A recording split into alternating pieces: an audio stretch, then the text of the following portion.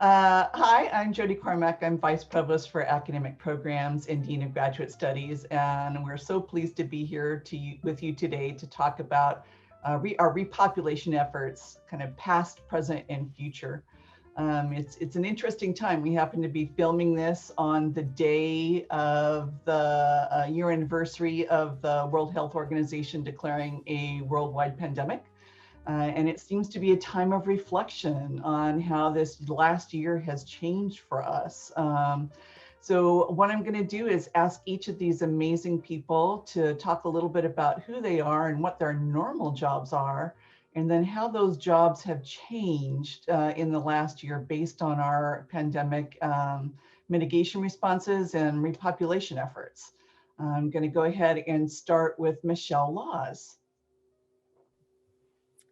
Well, hello, I'm Michelle Laws. I am the Assistant Vice President, Administration and Finance.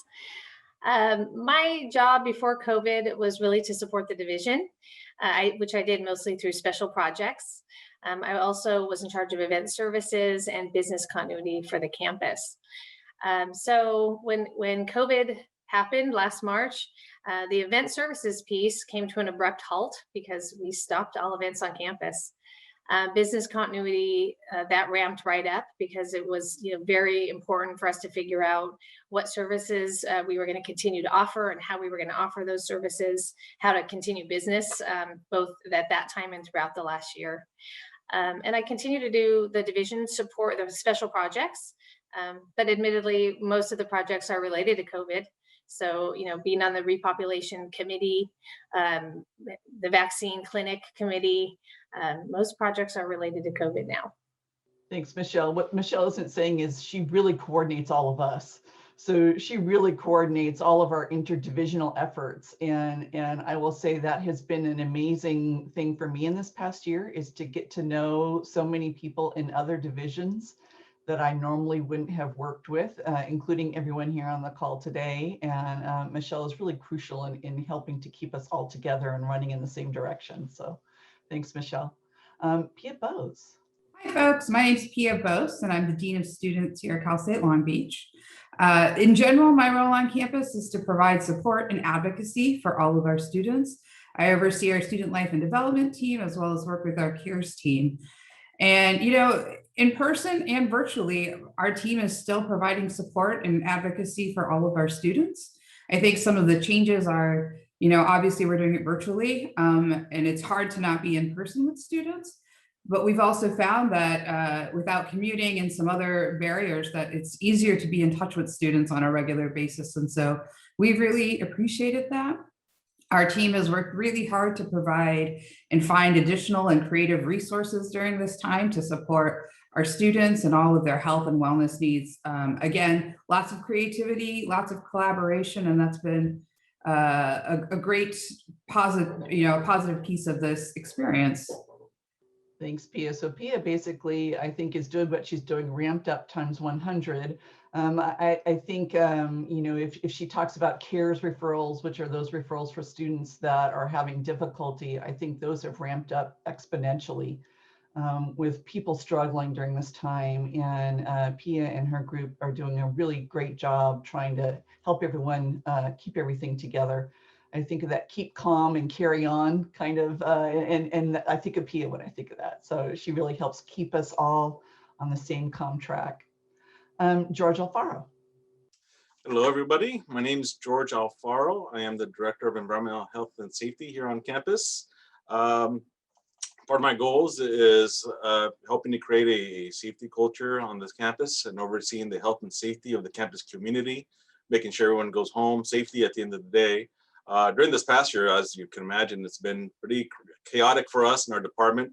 We've kind of been thrust front and center as far as acquiring, personal protective equipment, whether it's masks, whether it's disinfectant, whether it's wipes, it's equipment that we use for spraying the solutions. So we kind of, about a year ago, we started focusing, we started realizing something was happening. We started realizing things are going off in other countries, and we started acquiring, getting our hands on all the resources we can get our hands on, all the PPE, all the supplies we're able to get our hands on.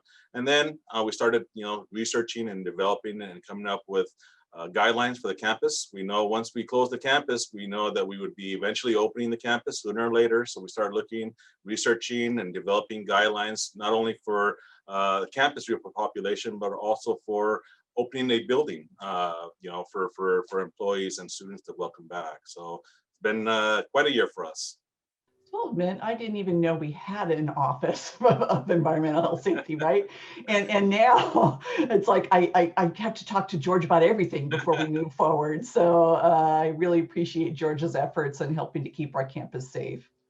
Also keeping our campus safe is Kimberly Fodrin. Yeah, hello everyone. So I am the medical director for student health, and in my normal role, I love seeing patients and our students, and I do some administrative work. With the onset of COVID, my job has evolved into being a medical consultant for our campus, meeting quite frequently with our Department of Public Health, speaking with them weekly, and depending on what's going on with campus, sometimes daily. I also serve on multiple committees, as everyone else in this call, helping coordinate and support our campus response to COVID. I knew Dr. Fodrin a little bit before when I was in the physical therapy department working with Kristen DeMars on a concussion screening protocol. And we had talked a little bit about nothing in our training prepared us for this, right? In terms of dealing with infectious diseases, not anything we'd ever thought we'd have to deal with at a university level. So Kim has really ramped up and has taken care of us medically and health-wise throughout this crisis. So thank you. Brian Jackson. Hello, I'm Brian Jackson. I'm Assistant Vice President in our Division of IT. Prior to COVID, my role is the service delivery. So to make sure that the services provided by our division are services of value, things that we provide to the campus, the students, we're fulfilling the needs for instruction. Prior to COVID, the majority of that was really focused on the campus, right? The majority of our classes were on campus. People needed Wi-Fi, they needed in-person services, classrooms needed, all of those services. And then that quickly shifted, literally overnight. We went from in-person primarily for both employees and for students to a remote, alternative modes of instructions, and also an alternative modes of support for all of our support teams and employees working remotely. So we had to quickly shift from providing those on-campus services and finding a way to have service continuity where the faculty can teach and the students can learn and they can do all the things they did when they're on campus, but from home. And so we really looked at our services, and in addition to the services we provide, how can we enable faculty, how can we enable students to do those services, but from home?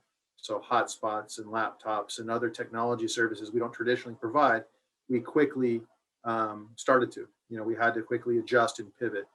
And something Michelle said too that came in handy with this transition is we prepare and we plan for continuity type exercises, and this is the biggest continuity real life experience for us to have to shift from traditional in-person to remote literally overnight. So all that planning, preparing really paid dividends for us. Brian and his team, as well as the team from ATS, has really done a great job in helping us to make this shift quickly.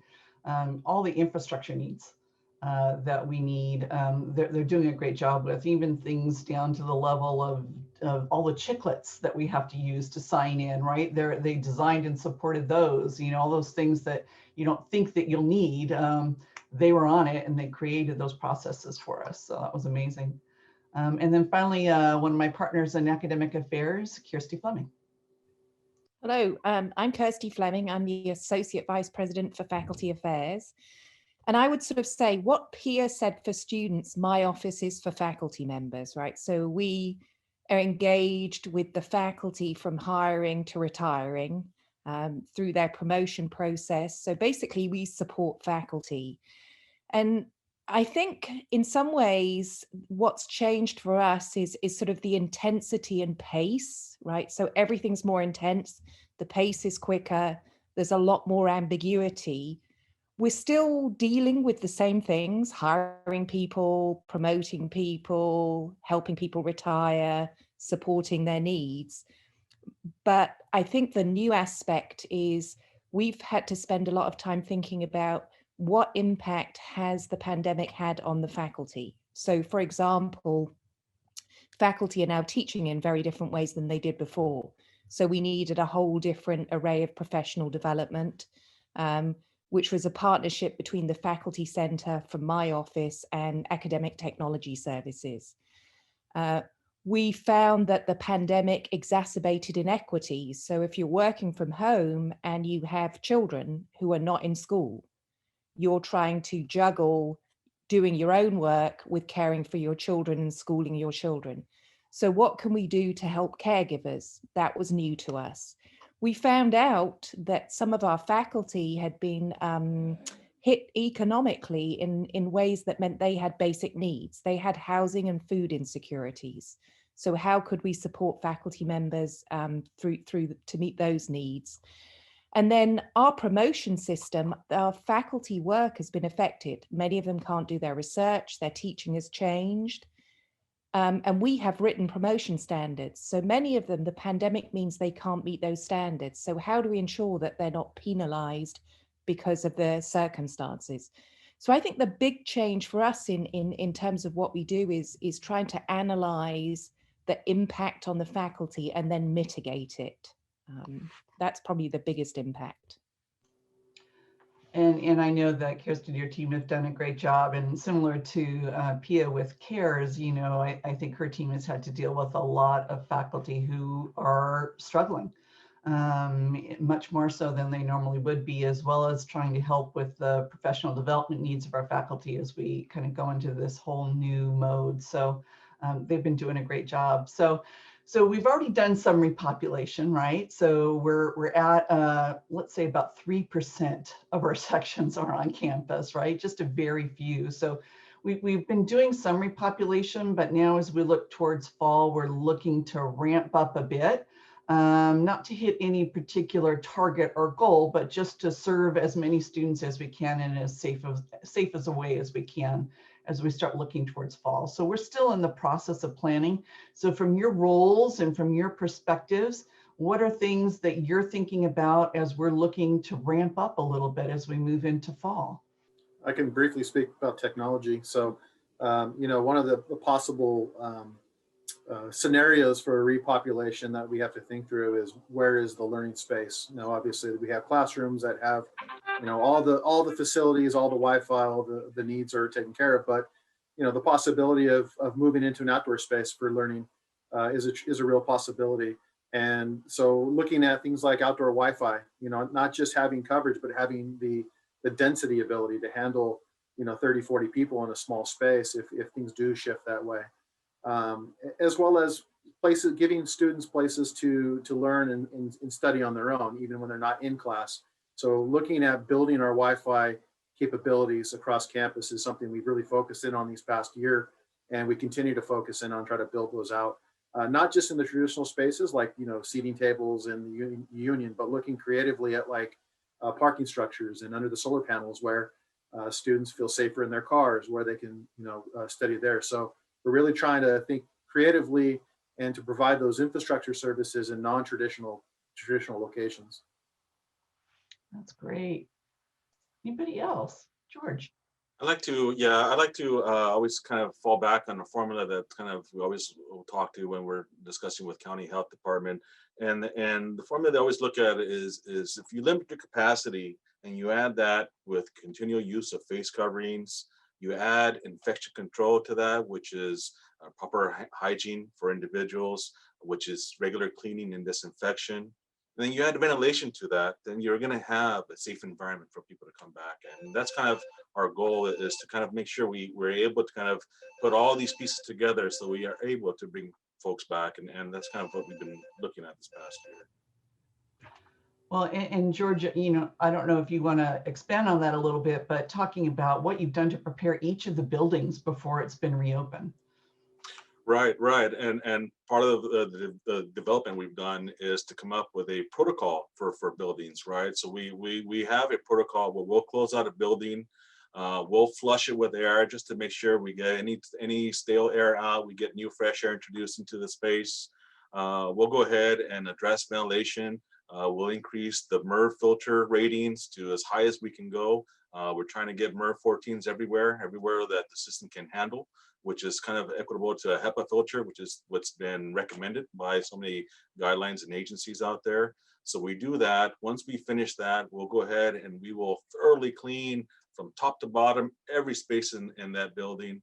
Once we finish cleaning, then as a separate action, we'll go ahead and do an enhanced disinfection. So we will disinfect every space, every room in that building to prepare. Once we finish that, then we'll go ahead and we'll sign the building with a signage package that we work with our planning group to make sure all the signage kind of coincides to what's open, what's in use. And then at that point, then we're ready to add our hand sanitizers in the front and we're ready to prepare to open a building. That's great. Thank you. And I know that's been a huge effort, a huge undertaking. So between you and Beach Building Services, thank you. And then Pia, I don't know if you want to expand on that signage and some of the student health ambassadors that you have. Absolutely. So we've increased the signage across the campus, both outdoors as well as on the entrances of all the buildings, just as reminders to folks around all the health and safety practices, such as continuing to wear face coverings, maintaining 6-foot distancing, continuing to, as George said, hand sanitation and things of that nature. And I think that, one of the other things I think about a lot is what is this emotional and psychological transition going to look like for all of us, for employees and students alike? What it's going to be like to be around large groups of folks outside of our household. Most of us haven't had that experience. And so I would really encourage folks to start thinking about, in small chunks and small pieces, what is it going to be like to commute every day? What is it going to be like to pack a lunch every day? What's it going to be like to not wear pajamas every day? And there's a lot of transitions that we're going to have to make over the next several months as we prepare to start repopulating. And then, as Jody mentioned, we've also got a great group of students on campus that their titles are health ambassadors, and their role on campus is to go around and help remind the community to maintain some of our health and safety practices. And they've got tons of great Long Beach swag to give out. So if you see one of them and you'd like something that says Long Beach on it, make sure you're following our health and safety practices, and they'll send some swag your way from 6-foot distance. Speaking of swag, I think that P and her group had one of the most clever innovations when we first started to repopulate, and that was to put face masks in vending machines. That was at a time when we were just getting used to wearing them, and what if I forget it at home? And they had us covered, right? And I thought that was one of the most clever things. Speaking of kind of some of those repopulation efforts as well to get ready, Kim, Michelle, I don't know if you want to talk about some of the vaccination efforts. Yeah, so I think the vaccine has played a huge role in, helping us get through the pandemic. I'm super excited that we are where we are now. And just piggybacking onto what George and Pia said, I think with so many people coming back potentially to campus, it's important to keep in mind all of those public health recommendations. One thing that we've noticed during the pandemic is, holidays coming up with spring break and things coming on over the summer, the tendency is for us to kind of backslide as we gather and, don't pay as close of attention. And coming back as a campus, I would just want to say thank you for all the hard choices that everyone's had to make, and to encourage us to continue to follow those public health recommendations so we can get to where we want to be sooner. Michelle, what are your thoughts? Well, I think the big question is just how to deliver on our mission to the students within this new environment, within the new safety guidelines and the health guidelines. So, I would just hope, I would hope that we continue in our search for process improvement. We've done some really amazing things in the last year that just make everybody's life so much easier. Something like DocuSign for signatures makes staff and faculty's life way easier. Some of the student service improvements, opening a computer lab in the USU, the new My BMAC digital platform, things that make the students' life easier and just make them be able to get through their day and focus on their classes. So my hope is that we continue to just mine our functions for improvements, and that we're able to continue those for next year and in the fall and in all the coming years. So Michelle, tell us a little bit about the Repopulation Committee on campus. The Repopulation Committee started almost immediately when the pandemic hit. And that was in March of last year. And we really kind of got our legs under us around April, May, but it stemmed from business continuity because we had already identified critical functions across the university. So the Repopulation Committee started from business continuity and really pulled in experts from all the different areas and different divisions on campus. So everybody on this call is on the Repopulation Committee and represents different constituents. So when we got this committee together, we additionally broke out into sub-teams, depending on the expertise. So obviously there was a safety and risk sub-team and an academic sub-team and a facilities sub-team and medical sub-team. And so those teams were all trying to figure out how do we provide service to the students and how do we deliver on our mission. And they're very specific to the content that they oversee. So we worked all summer. In the middle of the summer, we came up with a report that said, here's what we're going to do in the fall. And a lot of that was assumption-based planning, assuming what the health environment would look like, and then proceeded to change that. It was really a working document to help us plan what services that we could offer and how we could offer them. And then it's evolved now. Different sub-teams have been on at different times throughout the year. So, clearly when we were trying to figure out how to reopen buildings, the facilities repopulation sub-team was on and figuring out how to do that in conjunction with the academic affairs group, how to support the classes.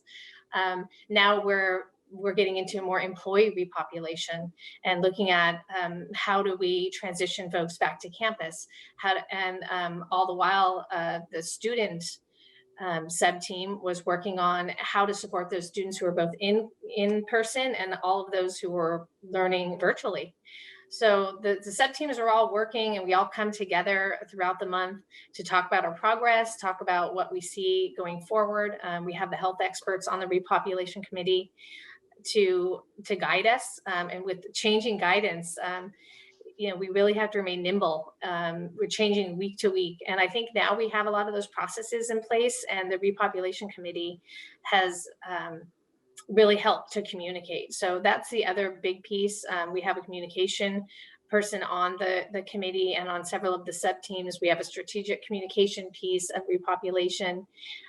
So it's really going out into social media, communicating with the faculty through all the different channels, whether that's the dean's group or associate dean's groups, the staff council, academic senate, all the structures we have in place for communication. The repopulation team should have somebody touching with those groups and communicating what we're seeing for the future. So right now we're focused on fall 2021.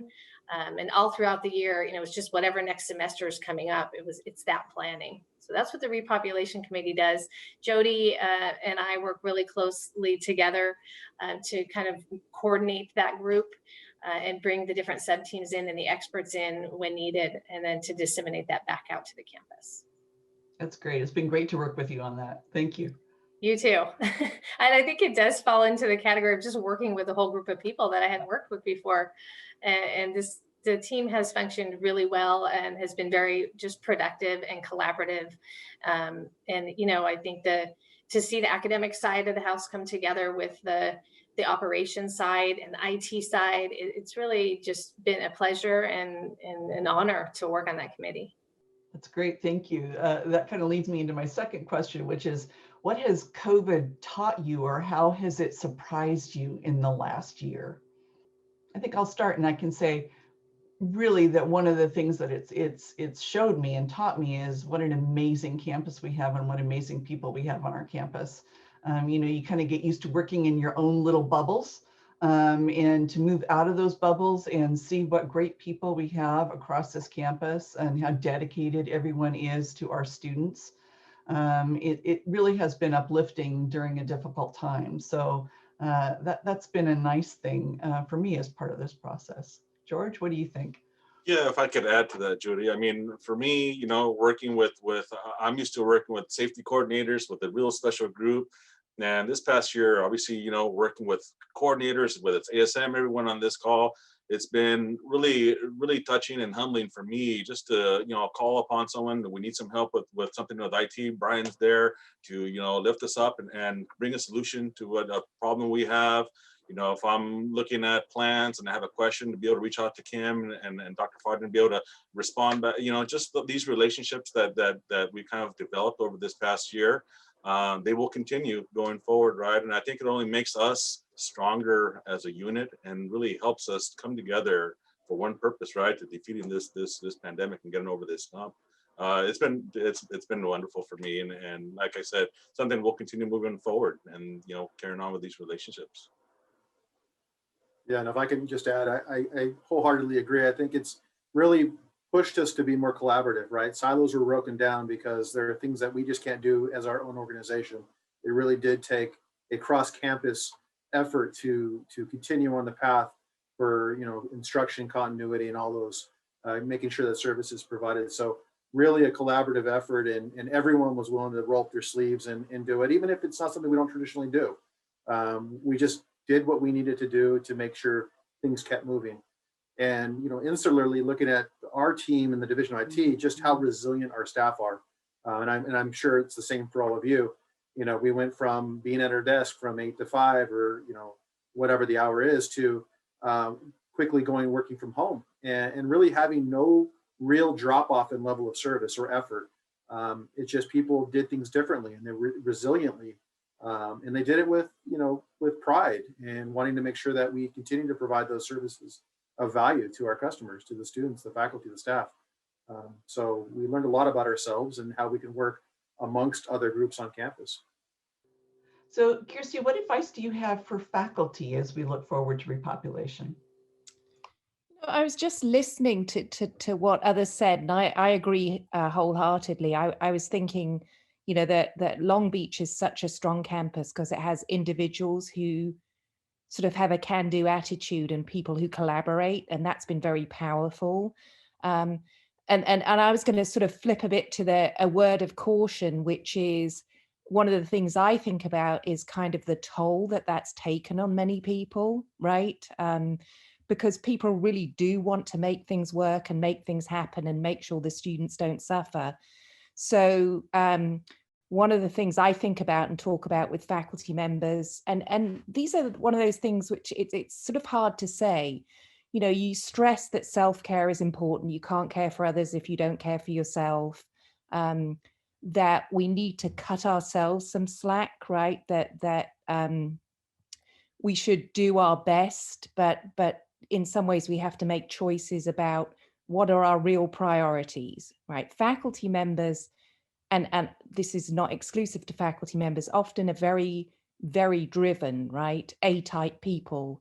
And in this environment where people have been working so hard for so long and dealing with so much anxiety and facing uncertainty, I'm constantly trying to encourage people to sort of be kind to themselves and be kind to each other, is generally what I'm talking to people about, and trying to understand their challenges and see what we can do to help them. Thank you. Pia, asking the same question about students. What advice would you have for students as we start to repopulate more? In addition to thinking about, again, that transition back to campus, is continuing to think about how things are going to be different when we return to campus, and what kind of flexibility will be needed for folks. I think that some of the great things that have come out of COVID is that we're going to be able to provide more options for students, right? We've learned how to embrace and utilize technology in so many different ways that I'm confident that student services are going to be able to provide students with options moving forward, whether it's in-person resources, virtual resources, asynchronous, synchronous, et cetera. This is our opportunity to listen to our students to see we've got options, what works best for you. From the students, we want to hear what has worked really well during this time. I think as all of my colleagues have shared, we've come up with some great ideas as we've pivoted multiple times over the last year. And there are things we need to keep here. So from the students, tell us what has worked for you. And, with a campus of 38,000 students, we know that that's different for each student and their experience. And so continuing to be flexible, providing us with that feedback, I think is going to be an important part of what that transition looks like for everyone returning to campus. That's great. And I'm kind of curious what the rest of you think in terms of how COVID has changed the future of our campus. I can take a stab at it. So I think, being that we had to be remote for so long, I wonder if opportunities are going to rise in the future for some things to remain virtual and to remain remote, whether that's classwork or at student health, that's, telehealth opportunities, kind of ways to interact in the virtual world that will remain helpful moving forward, even as we move beyond the pandemic. I think that's great. I think one of the things we're talking about too is this idea of coming to work or coming to school sick. Maybe we won't be doing that anymore, and maybe we'll have some other options for people if they are sick, right? Just something as simple as that. It's like, well, I'm just going to power on. Well, maybe that's not what we should be doing in our future. And we have ways to help people with that, right? Yeah, and I think along those same lines, I kind of hope, similar to what other people have mentioned, that there's more of a focus on personal health and well-being and kind of, looking to that and making that more of a priority, in the wake of the pandemic and everything that's gone on. I like to add, I'm always, hygiene to that. I always feel that it's always a good thing, right? From a health and safety perspective, as far as moving forward with hygiene, something that can stick around, right? We have signage now in locations, remind us to wash our hands every 30 minutes or so. Moving forward, I mean, I can see some of the stuff going away after we're finished, but some of the things as we see hand sanitizers going into buildings, as we see maybe some wipes in some locations and some shared locations, some cleaning, some hygiene supplies, and then these reminders. I think that's always a good thing moving forward. Hygiene for the campus perspective, as far as any future infections, viruses, anything we need to deal. Always fall back to hygiene. So I always kind of look at that as something moving forward, something we're definitely going to hang on to. That's great. Brian, you talked a little bit before about, kind of changing our technological capabilities. Can you talk a little bit about the HyFlex rooms that ATS and you are working on together to set up? Yeah, I think, if anything that will last, as we move out of the pandemic is how technology has helped the campus innovate and provide alternative modes of instruction, whether it be HyFlex or online learning. Those are here to stay, really. Those we've set the infrastructure forward to provide more flexible options for instruction, whether it be in person, solely online, synchronous, asynchronous, or using the HyFlex, where it's a hybrid of different modes of instruction. The investments we've made in technology, they're for the long run. There's not something that just was in response to 1 year or a year and a half of a pandemic. There are things that can be leveraged going forward beyond this period. So I think from the instructional perspective, it gives us a lot more options. And looking at Beach 2030 and looking at ways, we hope to increase our student populations, this gives us more options to accomplish that, where we don't have to be a brick and mortar in-person solely type of institution. It gives us more ability to provide those modes of instructions that resonate for the students, whether it be fully online, in person, or HyFlex hybrid type models. And then also from the worker perspective, things that I think will stay hopefully are allowing some more flexibility. We talked about mental health for our families and our employees, and I know this period of time where some of my employees with younger kids are working from home, it's given them an opportunity to bond with those kids, where if they were solely here every day, they wouldn't see their kids as much. And so there's a better life balance, I think, in some cases. And I'd like to see that continue to some aspect. I don't think we're going to go back to the way we were before, and we're not going to stay the way we are now, but maybe some balance in between, and technology helps with that, right? So instead of a traditional desk environment where you have a desktop computer, a desk phone, we are shifting to laptops, and laptops where you can come and dock when you're in the office, dock when you're at home, and have the same level of access and capabilities. So I think it's really driving that workplace of the future, at least from a technical perspective. Just to build a bit on what Brian said, one of the things you said that really resonated with me is one of the things I've appreciated, and I think, you know, I'm privileged in all sorts of ways, so this may not be true of many people. It's been a simpler lifestyle, and I think that's a good thing, right? You know, so I hope some of that, and a simpler lifestyle, and a lifestyle where we have, some of us have been able to focus more on things like family, which is very important. So I think that's been really important. The other thing I think that really ties in with Beach 2030 and is partly to do with the pandemic and partly to do with what happened to George Floyd is that we had this in this same period, sort of a second pandemic around racism. And one of the effects of the COVID-19 pandemic was that it took existing inequities and exacerbated them. So I think for many of us, it's really put focus back on our anti-racism work and our work around equity. And I hope that that continues as we move back to campus, that we look at things through the lens of how can we continue to make the climate more positive for everyone on campus. So I think that's an important thing to not lose. Thank you. So a few of you have just mentioned Beach 2030, and Michelle is one of our leaders of Beach 2030 and one of our future thinkers. So, you know, how do you think what we've gone through has affected our campus? You mentioned some updates, but just in general with big thinking, what do you see as the future of our campus? Well, I'm very excited about the future. I think that is part due to my work on Beach 2030, because we spent some time envisioning what it could be like, and many of the people on this call and on the campus are helping us do that. You know, I see us continuing to be the most popular campus in the CSU, you know, continuing to lead in academics and research regionally and nationally. But I hope we capitalize on the things that we learned this last year and we're able to do really quickly.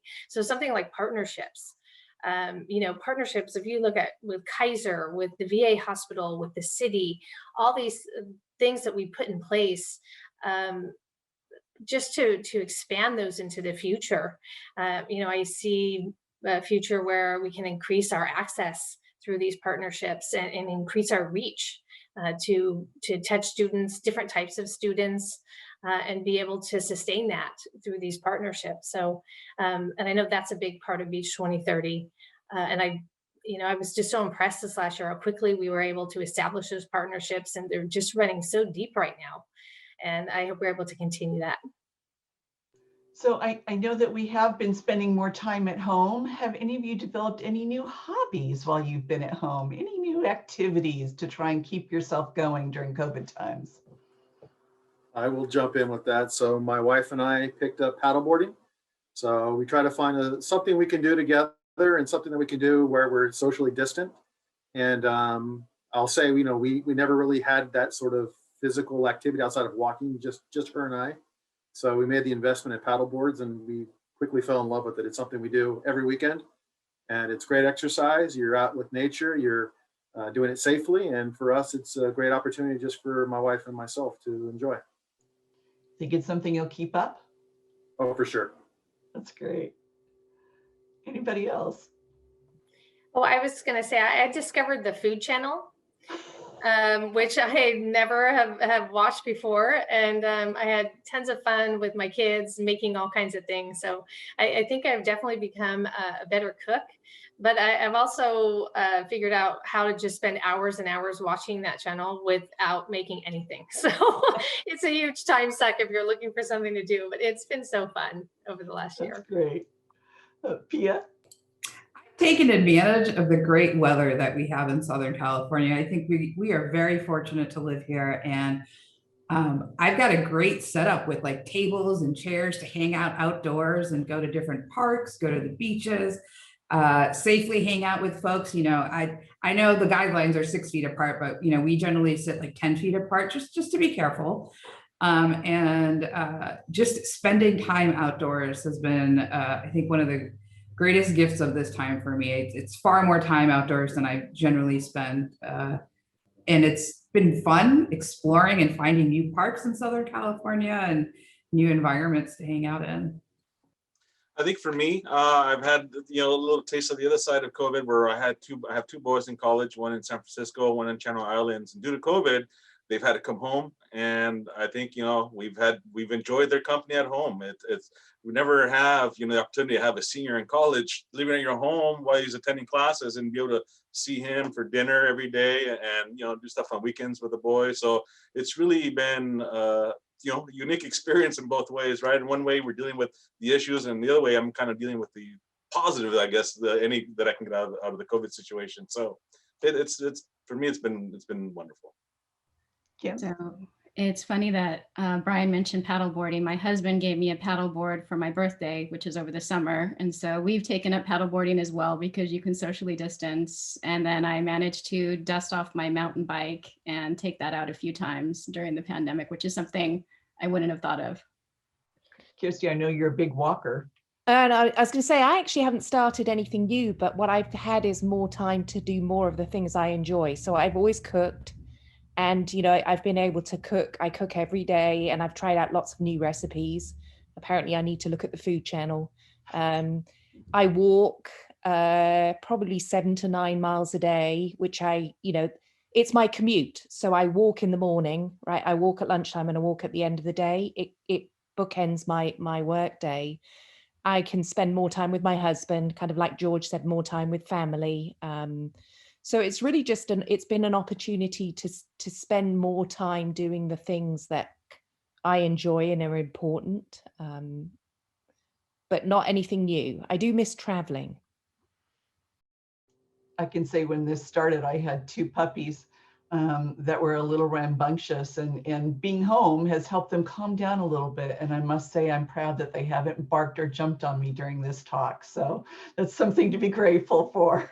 So one of them thinks she's a Zoom star and is constantly looking in the camera. So I want to thank you all. You all are wonderful. You're amazing. It's just been such an honor to be able to work with you all and collaborate with you during this process. And I want to thank you, and I'm glad that the campus will get to know you all a little bit better and what you do and everything that you've done for the campus. So thank you all very much. Go Beach!